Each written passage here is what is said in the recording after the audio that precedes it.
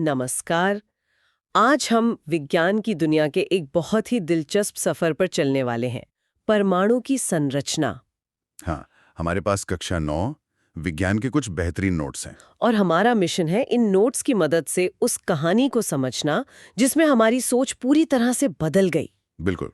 ये कहानी इस सवाल से शुरू होती है कि हमारे आसपास की हर चीज आखिर किस चीज से बनी है। सदियों तक तो यही माना जाता था कि परमाणु आखिरी टुकड़ा है, डाल्टन का सिद्धांत। हाँ, कि उसे और नहीं तोड़ा जा सकता।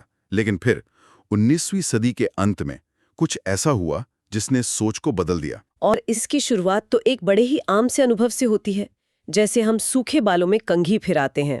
हाँ, और फिर वो कंघी कागज के छोटे छोटे टुकड़ों को अपनी तरफ खींचने लगती है। तो ये कोई जादू नहीं था, बल्कि पहला सुराग था। सही कहा। नोट्स में भी यही लिखा है। दो वस्तुओं को आपस में रगड़ने से उनमें विद्युत आवेश, इलेक्ट्रिक चार्ज आ जाता है। अच्छा, हाँ, मतलब ये चार्ज कहीं बाहर से नहीं आया, बल्कि परमाणु के अंदर से ही आया। बिल्कुल। और यहीं से डाल्टन का अविभाज्य परमाणु का जो आइडिया था वो गलत साबित होना शुरू हो गया। तो अब सवाल ये था कि परमाणु के अंदर है क्या। यहीं से असली खोज शुरू हुई। अगली हेडिंग है कैनाल किरणें और अपरमाणु कण। इसमें एक तथ्य दिया है। हाँ, तथ्य, फैक्ट। ई गोल्डस्टीन 1886, खोज कैनाल किरणें। Canal raise. और ये किरणें कैसी थीं? ये धनावेशित विकिरण, पॉजिटिवली चार्ज रेडिएशंस थी। यानी पॉजिटिव चार्ज वाली। हाँ, ये एक बहुत बड़ा संकेत था कि परमाणु के अंदर कोई पॉजिटिव कण है। और फिर आते हैं जे टॉमसन, जिन्होंने पहेली का दूसरा हिस्सा खोजा। उन्होंने इलेक्ट्रॉन की खोज की। ये एक ऋणावेशित मतलब नेगेटिव चार्ज वाला कण था। तो अब हमारे पास दो कण हो गए, एक पॉजिटिव और एक नेगेटिव। सही। नोट्स के हिसाब से इलेक्ट्रॉन का प्रतीक है E-, आवेश है -1 और द्रव्यमान नगण्य मतलब ना के बराबर। बहुत हल्का। और दूसरा कण प्रोटॉन। भारी। बिल्कुल।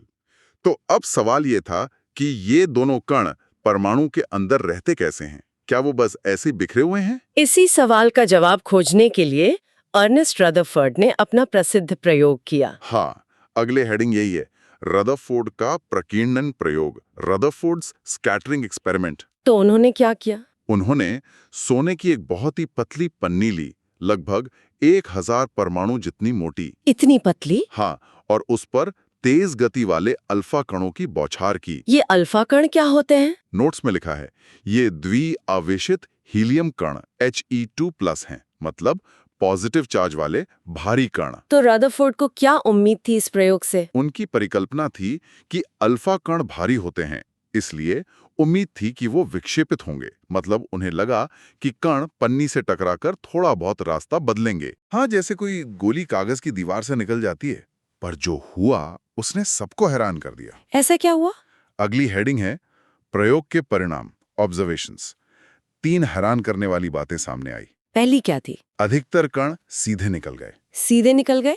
इसका क्या मतलब हुआ? इसका मतलब हुआ कि परमाणु का अधिकतर भाग खाली है। क्या मतलब हर ठोस चीज असल में ज्यादातर खोखली है ना अजीब? दूसरा नतीजा था कि कुछ कण विक्षेपित हुए, मतलब अपने रास्ते से मुड़ गए। अच्छा। इससे ये पता चला कि धनावेशित भाग बहुत कम जगह में है, क्योंकि अल्फा कण खुद पॉजिटिव थे, तो वो किसी पॉजिटिव चीज से ही दूर भागे होंगे। और तीसरी और सबसे हैरान करने वाली बात? 12,000 में से एक कण वापस आ गया। वापस? मतलब 180 डिग्री पर? हाँ, जैसे दीवार से गेंद टकराकर वापस आती है। इसका सिर्फ एक ही मतलब हो सकता था कि परमाणु का सारा वजन और सारा पॉजिटिव चार्ज एक बहुत छोटे नाभिक में है। वाह, तो एक ही प्रयोग से परमाणु की पूरी तस्वीर ही बदल गई। बिल्कुल। और इसी आधार पर रदरफोर्ड ने अपना नाभिकीय मॉडल दिया। तो क्या कहता है ये मॉडल? इसके 3 मुख्य लक्षण हैं। पहला, परमाणु का केंद्र धनावेशित होता है, जिसे नाभिक, न्यूक्लियस कहते हैं। ठीक है। दूसरा, इलेक्ट्रॉन नाभिक के चारों ओर वर्तुलाकार मार्ग में चक्कर लगाते हैं, जैसे ग्रह सूरज के चारों ओर घूमते हैं। एकदम। और तीसरा, नाभिक का आकार परमाणु की तुलना में 10⁵ गुना छोटा होता है। मतलब 1,00,000 गुना छोटा। हाँ, अगर परमाणु एक फुटबॉल का मैदान है, तो नाभिक उस पर रखी एक मक्खी जैसा है। सुनने में तो ये मॉडल एकदम परफेक्ट लगता है। हाँ, पर इसमें भी कोई कमी थी, है ना? हाँ, एक बहुत बड़ी कमी। नोट्स में कमियां बताई गई हैं। क्या थी वो? देखिए, अगर इलेक्ट्रॉन गोल रास्ते पर घूमेगा तो वो त्वरित होगा। और त्वरण के कारण?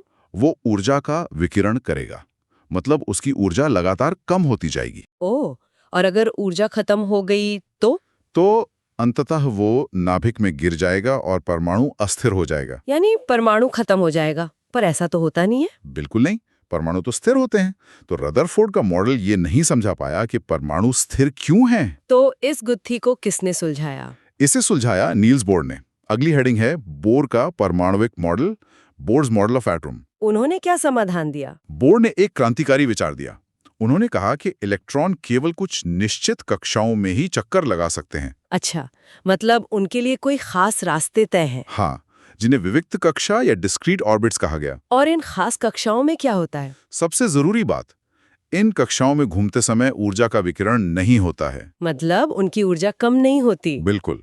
और इन्हीं कक्षाओं को KLMN नाम दिए गए।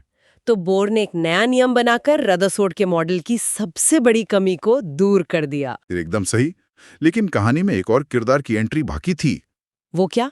वैज्ञानिकों ने देखा कि परमाणुओं का द्रव्यमान प्रोटॉन के कुल द्रव्यमान से हमेशा ज्यादा आ रहा था, हाइड्रोजन को छोड़कर। मतलब नाभिक में प्रोटॉन के अलावा भी कुछ था? हाँ, कुछ ऐसा जो भारी तो था पर उस पर कोई चार्ज नहीं था।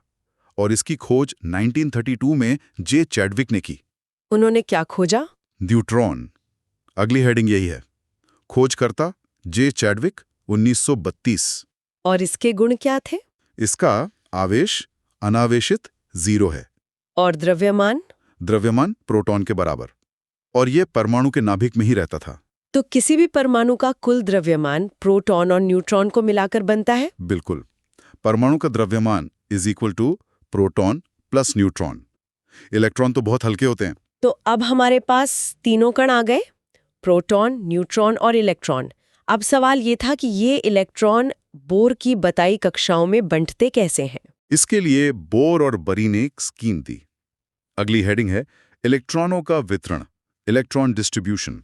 उन्होंने एक फॉर्मूला दिया था, है ना? हाँ, सूत्र अधिकतम इलेक्ट्रॉन इक्वल्स 2n², जहां n कक्षा की संख्या है। तो इसके हिसाब से पहली कक्षा यानी K कोश n = 1 में 2 गुणा 1 का स्क्वायर यानी 2 इलेक्ट्रॉन। दूसरी कक्षा L कोश n = 2 में 8 इलेक्ट्रॉन। सही। और m कोश n = 3 में 18 और n कोश n = 4 में 32 इलेक्ट्रॉन। पर इसके साथ एक और नियम भी था ना? हाँ, बहुत जरूरी नियम, अष्टक नियम, ऑक्टेट रूल। सबसे बाहरी कोश में इलेक्ट्रॉनों की अधिकतम संख्या 8 हो सकती है, चाहे अंदर वाली कक्षा की क्षमता ज्यादा ही क्यों ना हो। बिल्कुल, बाहरी कक्षा में 8 से ज्यादा नहीं। तो हमारे नोट्स में पहले 18 तत्वों की परमाणु संरचना का एक चित्र भी है। हाँ, इसमें हाइड्रोजन से लेकर आर्गन तक के मॉडल दिखाए गए हैं। जैसे हाइड्रोजन में 1 इलेक्ट्रॉन है, वो पहली कक्षा में है। हीलियम में 2 है और उसकी पहली कक्षा पूरी भर गई। सही। और लिथियम में 3 इलेक्ट्रॉन हैं, तो 2 पहली कक्षा में और बचा हुआ 1 दूसरी कक्षा में चला जाता है।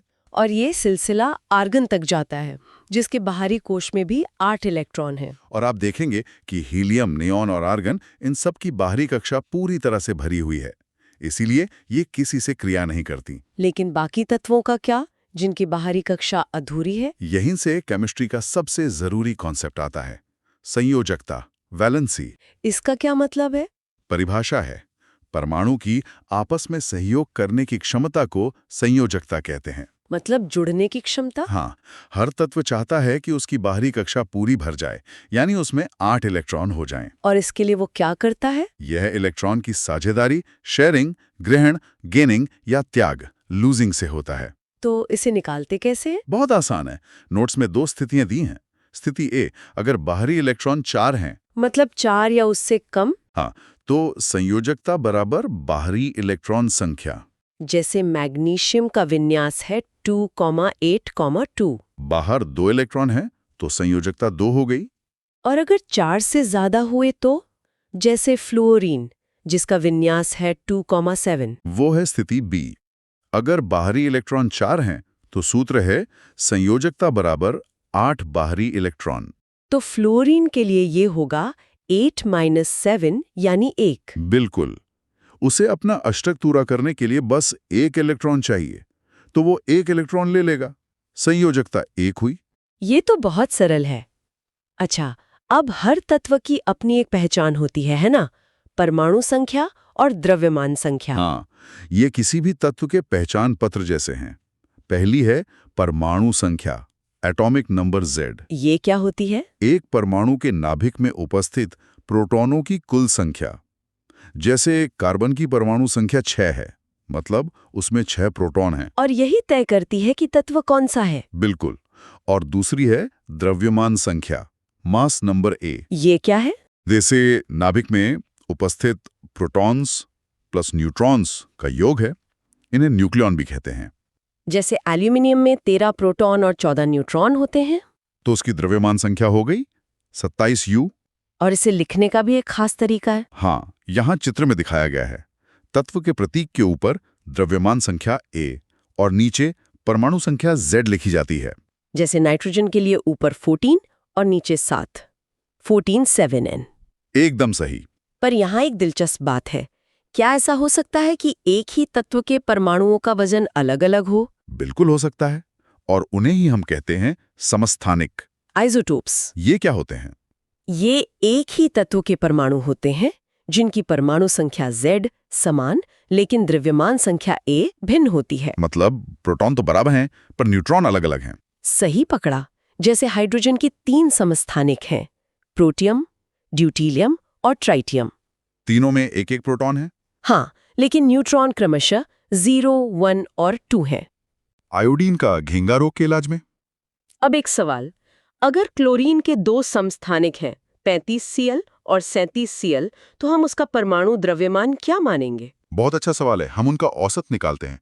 प्रकृति में 75% क्लोरीन 35 और 25% क्लोरीन 37 मिलता है। और इनका औसत निकालने पर 35.5U आता है।